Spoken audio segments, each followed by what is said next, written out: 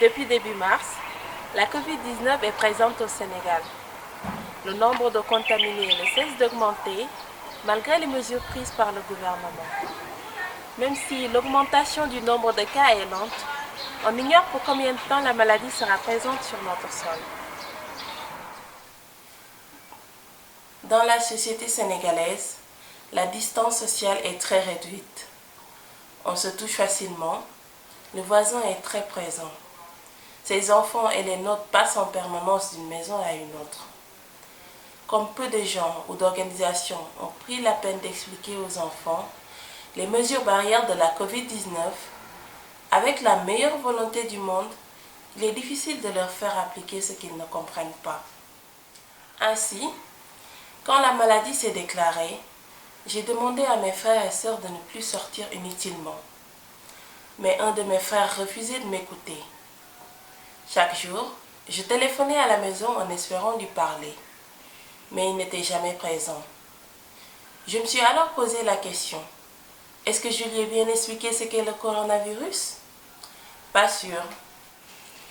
Je l'ai alors pris à huis clos et lui ai dit, arrête de jouer au con. La maladie est invisible mais existe. Tu peux l'avoir sans symptômes, mais contaminer ta famille et tes copains, qui à leur tour contamineront leur famille et leurs copains. Tu peux ne pas ressentir la maladie et le transmettre à des personnes qui sont peut-être à risque et peuvent développer une forme très grave. Arrête de jouer au con. Mets ton masque même si on se moque de toi. À force il a fini par prendre un minimum de précautions. Avec les jeunes, il faut souvent répéter plusieurs fois la même chose avant qu'ils ne comprennent. Mais surtout, il faut qu'ils comprennent pourquoi on leur demande quelque chose. Ainsi, pour sensibiliser les jeunes et une partie des adultes dans le déni, l'ignorance ou l'incompréhension, j'ai pensé qu'il était possible de transmettre l'info et le message de prudence en utilisant un média qui leur parle, la bande dessinée, et en s'appuyant sur les situations de leur vécu. Les bandes dessinées seront réalisées à partir de photos, puis montées en vidéo, accompagnées de bandes son en français et en wolof, la langue parlée couramment au Sénégal. Elles seront publiées sur un site internet et les réseaux sociaux. J'ai besoin de votre contribution, mais je ne viens pas les mains vides, car j'ai déjà le matériel photo et le logiciel de transformation en bande dessinée.